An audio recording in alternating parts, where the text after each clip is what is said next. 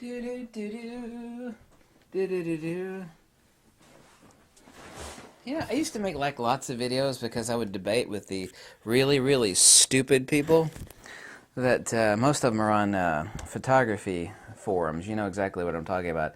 And some of these really stupid people that have never actually had a good lens in their hand, they would be debating whether microcontrast exists or not. So there's only contrast. There's no such thing as microcontrast. Well, that is epic BS. What microcontrast is low gain intertonal detail. What's the difference between contrast and microcontrast? Contrast would be like a really awesome line drawing. Okay, and microcontrast would be that same line drawing except with shading added, you know, that actually gives the depth and the pop to the image. It's like, wow, that's a beautiful line drawing by a master artist. And then someone, the same artist, adds the shading. It's like, oh my God, it jumps right off the page. It shouldn't be called microcontrast. It's kind of a stupid word. Because like a backside illuminated sensor, seems like, well, it's illuminated from the backside. And that's not what a back BSI sensor is, but you'll say backside illuminated sensor, which was, what does it make any sense? Backside illuminated. It's kind of like microcontrast is incorrect. What it should be called is image fidelity. The same thing actually applies in all aspects of both astronomy, and I used to be a ham radio operator. Kilo Delta 4, Papa Whiskey Juliet. I don't do ham radio anymore, but it's all about intertonal gain. The actual three aspects of exposure, ISO is not connected to exposure, ISO is applied gain, is gain in time or aperture and shutter speed, and SNR.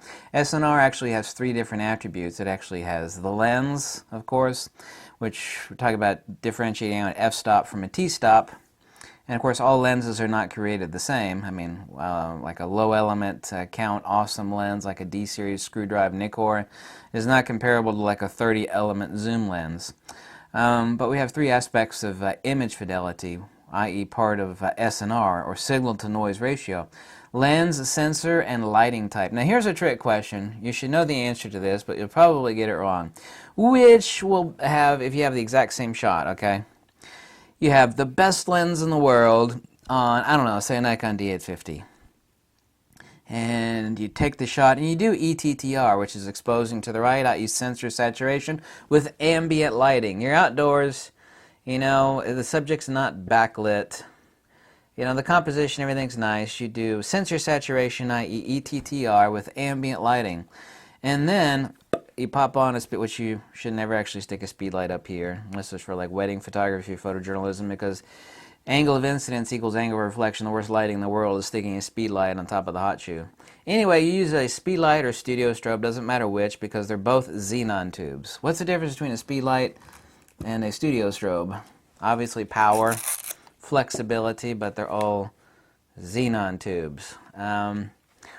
You take the same shot, the same, forget about aperture and shutter speed, the bokeh, the same shot, except this time you do the correct exposure, and you do also sensor saturation with a speed light or a studio strobe. Doesn't make any difference which. I mean, it does, but I mean, a xenon tube's a xenon tube. Which one is better? The Nikon D850 with the best lens in the world, with ambient lighting, or the same Nikon D850 with some sort of crappy zoom lens, just some sort of crap lens that, you know, even I wouldn't buy. If it were like $5, even I wouldn't buy it.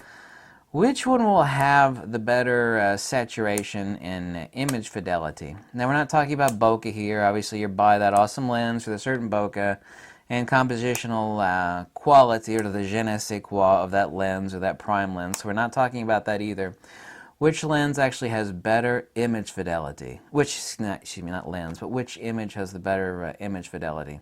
The one taken with the super awesome lens using ambient lighting, or the one taken with the crappy zoom lens and using the studio strobe or speed light?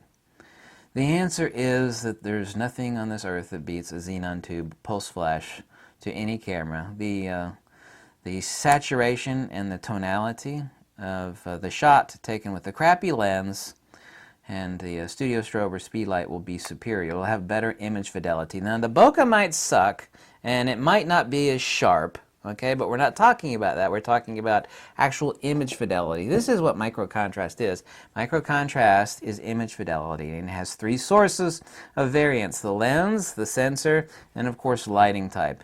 On the sensor side, we're actually talking about native SNR, the native efficiency of the sensor. Like a Nikon D4, while it is only a 16 megapixel sensor, the Nikon D4 is, you almost can't blow the highlights. And the saturation is incredible. The native gain is awesome because there's huge eyeballs or photosites on the Nikon D4. Incredible. So we got lens, sensor, and lighting type. What beats out ambient lighting? Now if you want ambient lighting, obviously that's fine. It's whatever the shot wants to be that you want it to be. If it requires that you want it to have only ambient lighting, fine. The point of this is which has the best image fidelity. An awesome lens with ambient lighting or a crap lens with a xenon tube pulse at the subject at hand, like say a person, some chick in a dress, whatever the case may be. The answer is the sensor saturation with the xenon tube. Lighting type gives ETTR, both ambient and flash. Flash is like a 10 out of 10. When you talk about a lens, we're talking about like a 7 out of 10. We're not talking about bokeh or the je ne sais quoi of the lens. The sensor, about a 3 out of 10. I mean, even the best SNR gain, all sensors are good these days, but I mean, between the best and the worst, you know, not that huge of a difference. Well, there is, kind of, but I mean, ultimately only rates a 3 out of 10 in importance, whereas flash photography, okay, not LED lighting, because LED lighting sucks for many, many reasons. It's not that powerful, but LED lighting is ambient lighting. Talking about anything with a xenon tube in it, which is any studio strobe or any speed light, rates a 10 out of 10. You know, everybody, the amazing thing and the inconsistency of the stupidity of the people like the past year and a half ago when I was debating microcontrast so heavily, which is an incorrect, you know, appellation of what we're talking about here. We're just talking about actual image fidelity. These are the same people. They'll say, well, okay, you don't believe microcontrast exists? No, microcontrast doesn't exist. Well, it does. Even Zeiss has a few articles on their website about microcontrast. So do other lens manufacturers. You say, well, okay, so microcontrast doesn't exist in your opinion. Let's just leave that aside. What about flash pop? Well, yeah, sure, man. You know, my favorite famous photographer uses only speedlights, and man, his subjects pop. Oh, okay, so microcontrast doesn't exist, but you admit all those flash photos of like the hot model or whatever, those pop. Yeah, and of course, microcontrast has been called countless things, called lens pop, image pop, contrast pop. So they'll admit that flash or studio strobe pop is real. It's like, wow, man, straight out of camera, saturation's amazing. Even the stuff in the shadows is good. It's like, what, you know what the difference between microcontrast and flash pop is? Nothing! There's absolutely no difference between. You should stop calling it microcontrast, but everybody's heard that word so many millions of times. Call it image fidelity, but flash pop is image fidelity, is the low gain intertonal detail. I mean, the same thing applies in ham radio. Every ham radio operator knows, because this is a test to become a ham radio operator, that like, which is more efficient? Like a 1/8 wave antenna or like a half wave antenna? Well, the half wave antenna is far more efficient, has better native gain. You know, which has, given ETTR, or exposing to the right, or sensor saturation, which has better SNR, signal to noise ratio? Ambient lighting or a pulse from a studio strobe or a speed light? And the answer, of course, is a studio strobe or speed light. This is all image fidelity. I mean, it blows my mind. I mean, this is nothing other than pure science at its base. People say, oh, microcontrast doesn't exist. Yeah, it does. You don't have to agree with me. I mean, it does.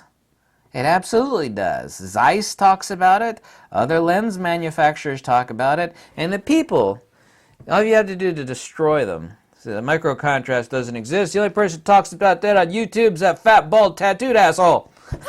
You say, okay, let's leave him out of it. They say, you know, and everybody, well, like 99.99% of everybody anyway, will say, well, okay, what about flash photography pop? You know, you take a flash shot, you know, versus ambient lighting. It says, does a flash shot create an image that pops like, wow, my God, look at that contrast.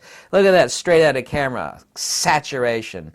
Like some chick is wearing a multicolored dress. Like, wow, my God, the colors just reach out and smack you in the face. Yeah, that exists. Well, guess what? That's the exact same shit. It's the exact same thing. Image fidelity is lens, sensor, or lighting type. Lighting type, when it comes to studio strobe or speedlight, however, will always out-trump that of a super awesome, efficient lens. This is really important for black and white. Also, too, if you actually see black and white photography done indoors or outdoors using a speedlight or strobe, it's like, wow, my God, look at the tonality of that black and white image. They were using a speedlight or strobe. Yes, yes, yes, yes. Yes. Xenon tube is instant saturation, of course, and makes images pop.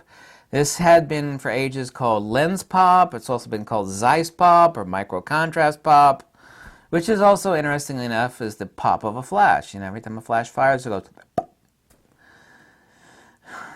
That is a high-intensity xenon pulse of x/1000th of a second that falls upon your subjects and gets reflected back into the lens and then falls on either your film or your sensor. So we're only talking about digital photography, we're talking about the sensor here. But that is image fidelity. Microcontrast is real, however, calling it microcontrast is a bit stupid. I still see that all the time. I'll actually go to some of the photography boards, see what people are talking about, and someone will mention microcontrast, and sure enough, some dim-witted moron will say, microcontrast doesn't exist, there's only contrast. That's not true at all. And like I said, I can assure you of one thing, 99.9% of those people that say microcontrast, they've never had or used a really good lens. Now, leaving out where true image fidelity can manifest even if you have a crappy lens. It's like, I got a crappy lens, but I want really good image contrast. It's like, well, there's only two options. If you got a crap lens and you want, maybe you're in love with that crap lens and it's bokeh. I want better image fidelity, better microcontrast for either black and white or just in general. It's like, well, you got two options. You could either get rid of that lens and get a lens that's got an awesome microcontrast. Say someone that only uses ambient lighting, which people really shouldn't do unless that's what they want to do. You got two options. Either buy a better lens with a real microcontrast, or you can keep using that crap lens and add subject illumination with something that has a xenon tube in it, i.e. studio strobe or speedlight. And that's the fact. I love making videos like this because there's nobody else in any other YouTube channel that's talking about this stuff. It's real, it's palpable. Like, especially, the funny thing is when people will buy, like, there's like about 20 lenses that it's like, shut up and buy it. One of those is like the 180mm 2.8 D series Nikkor, which I got 6 copies of that lens. I just shut up and buy it. You can get it used all day long for $300 on eBay. They still make it new, Nikon does, for $1,000. Just get it used for everybody that buys that lens, like, oh my God! I said, what's the deal? I said, how about that lens? People said, oh, I bought that lens, that 180mm D series AF Nikkor. Oh my God! I said, what's up? Oh my God, I've never seen images like that before. You should go to the Flickr page for the 180mm. There's a lens that got real microcontrast. There's like 20 or 30 lenses. Well, actually, that's about top 10. I mean, I got so many lenses, I've forgotten which is top 10 anymore. I mean, I could list them all off, but it's like, where does one fall? It's like, they're all great. They're not great, they're incredible.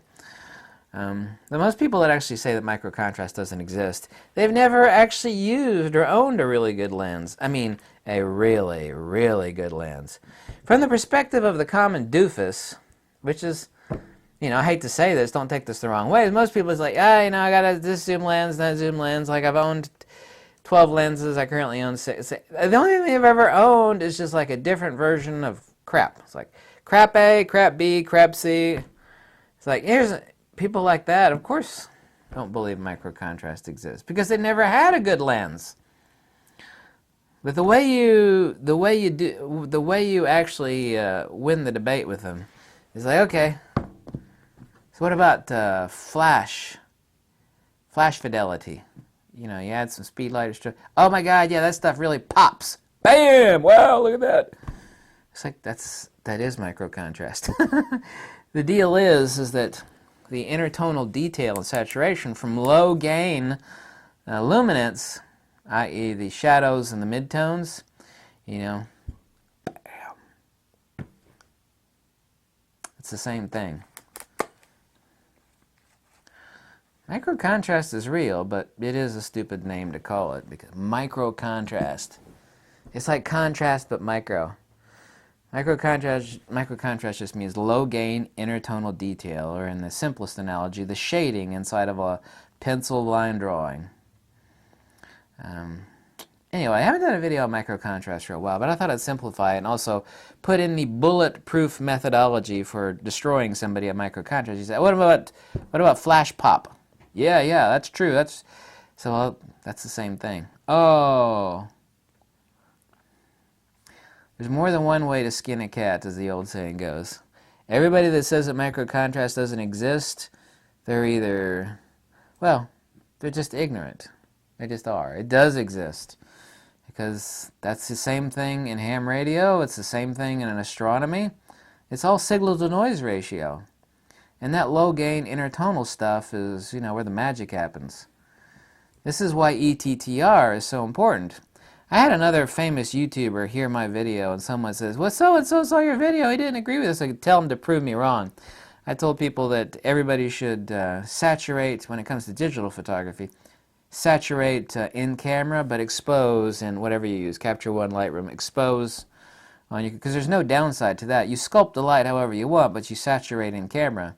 You don't make the exposure look like how you want it to be in the camera. And I've explained that succinctly, and it's 1000% logical, and it is undeniable.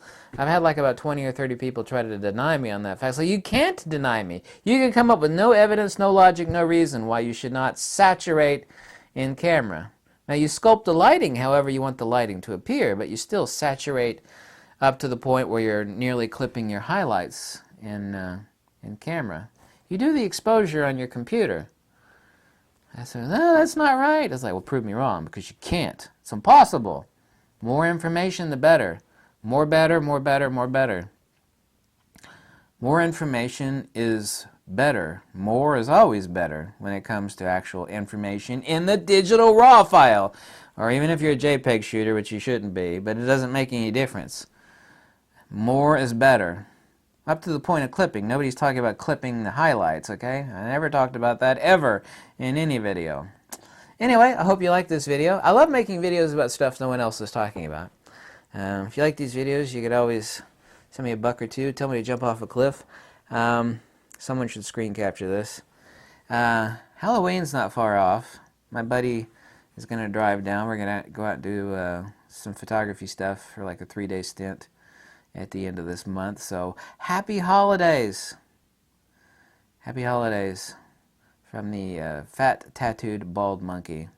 Bald is okay, because the monks say that hair is ignorance grass. And I tend to agree with that. You know, because it makes me feel better because I'm bald. Actually, I don't care that I'm bald. I hate the days of when I used to wake up every day and comb my hair and part it and do this and that. I don't have to do that anymore. Hair is ignorance grass. Everybody spends like, well, men don't, but some men do. You know what I'm talking about? The douchebags who are sitting there moosing and gel on their hair. They spend more time on their hair than women do. I don't have to mess with my hair anymore. It means I have more time to exhaust on higher mental endeavors. When it comes to field theory, that stuff's really deep. Man, it'll squeeze your brain like an orange is being squeezed at the OJ factory. I don't have time for that kind of crap anymore. This fire is getting my temperature up. Catch you later. Hasta luego, do svidania, uvidimся, and aloha. Peace out, Girl Scout.